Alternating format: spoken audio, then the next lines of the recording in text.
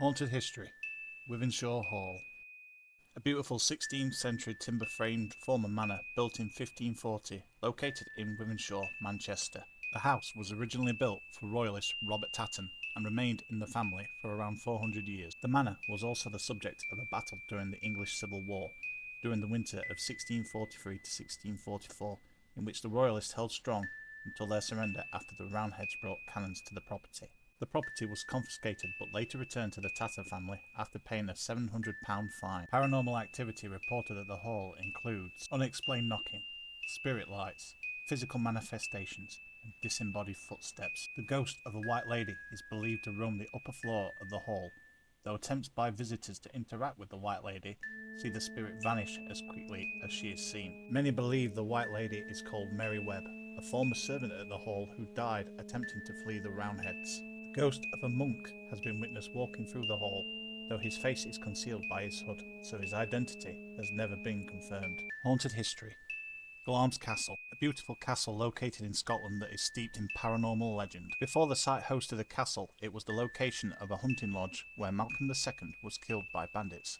Robert the Bruce gave the castle to the Lyon family in 1372, and it continues to be their home to this day.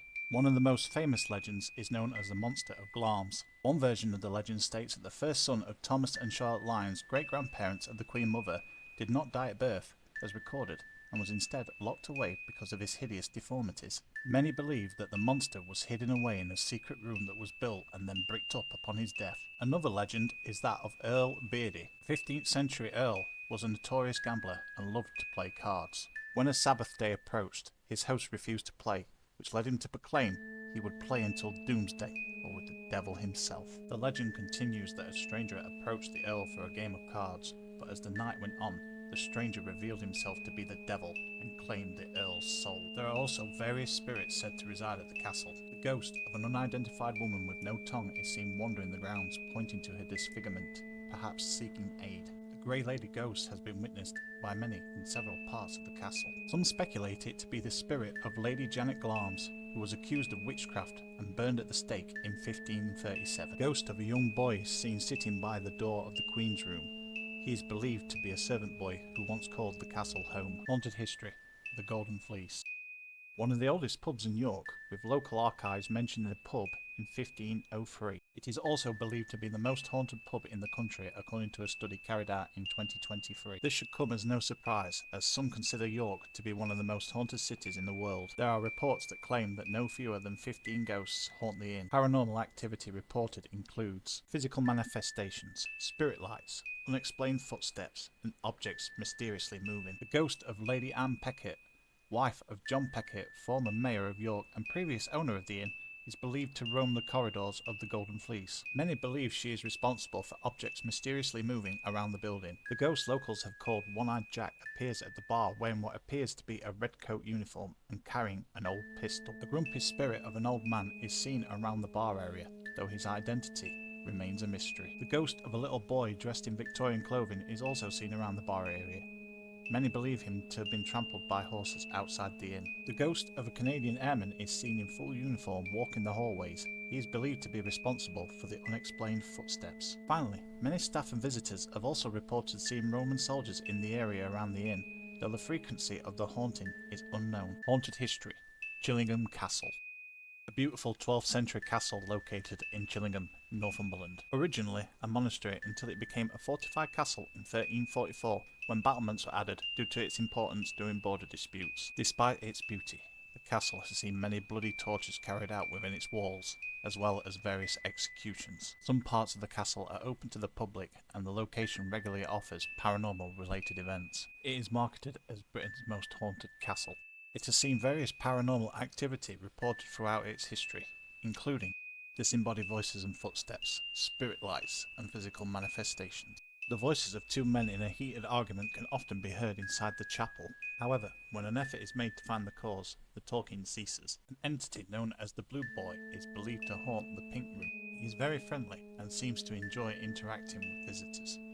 As he vanishes, a blue halo appears, giving him his name. Many shadow figures have been seen wandering the courtyard on a moonlit night. Many believe that they hear faint whispers, but do not understand what they say.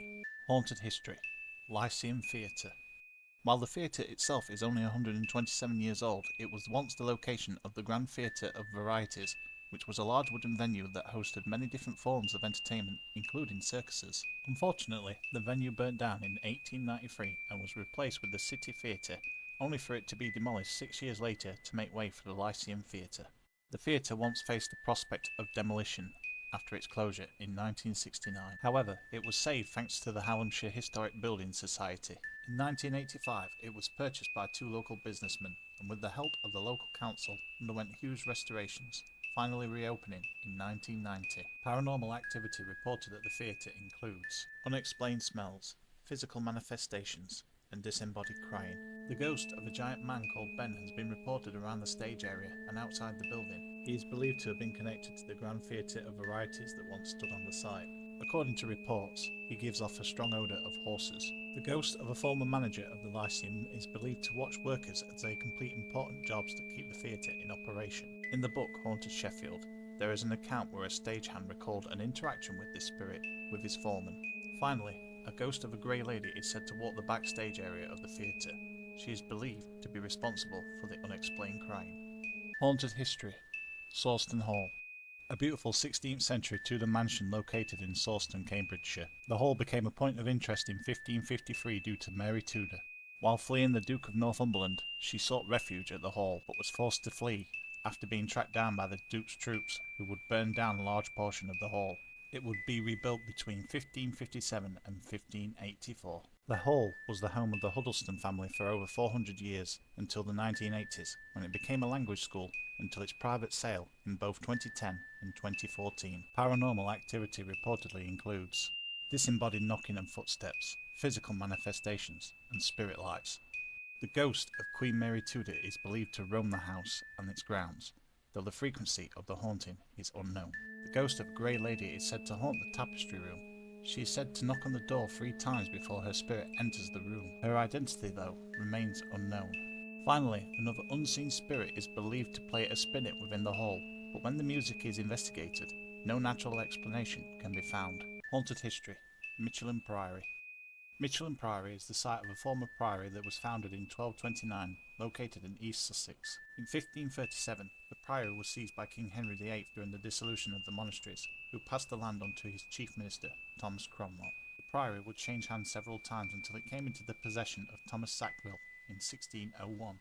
The location would remain in the family until it was sold to James Gwynn in 1896, after which it remained in private hands for most of the 20th century, until in 1959, when it was given to the Sussex Archaeological Society. Paranormal activity at the Priory includes physical manifestations, unexplained smells, and spirit voices. The ghost of a grey lady is often witnessed by the gatehouse, the bridge, and standing alone by the moat. Some legends believe she mourns the loss of her child, who drowned in the same moat that she stands vigil over.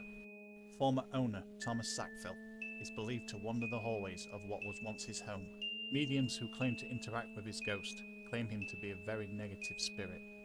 The ghosts of black-hooded monks are also believed to actively haunt the location, though it is unclear if it is one spirit or many.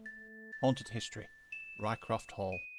A beautiful Grade 2 listed building in Audenshaw, Greater Manchester, that was completed in 1849. The land was once owned by the Earl of Stamford and Warrington until it was sold to cotton mill owner James Smith Buckley. He would pass on the hall to his nephew Abel Buckley, who would later become MP for Prestwich in 1908. Rycroft Hall was once used as a volunteer hospital during the First World War and housed over 100 beds. The hall was gifted to the people of Audenshaw in 1922 by then owner Austin Hopkinson to help serve the local community, who use it for various functions to the present day. Paranormal activity reportedly includes physical manifestations, spirit lights and voices, unexplained smells, shadow figures, and objects being thrown. The ghost of an old caretaker is said to haunt the upstairs men's toilets. Visitors and staff also claim to see the spirits of soldiers walking the hallways. A girl in a Victorian outfit has been seen wandering the hall, but is usually seen around the staircase.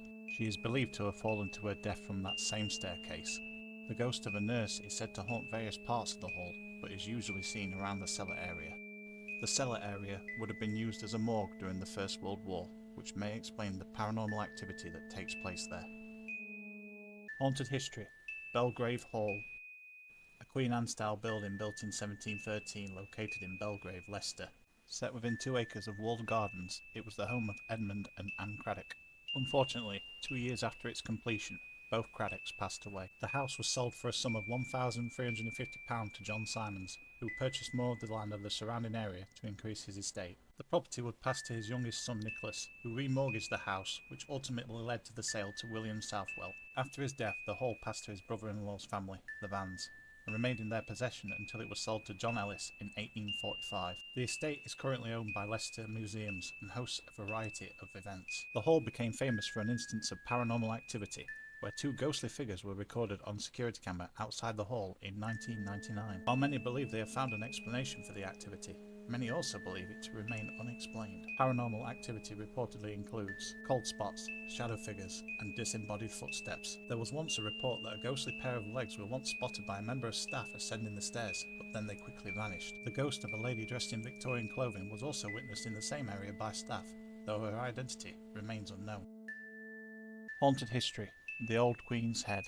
A pub located in Sheffield, England, that is believed to refer to Mary Queen of Scots' imprisonment in the city from 1570 to 1584. The building was completed in 1475 and was used as a hunting lodge.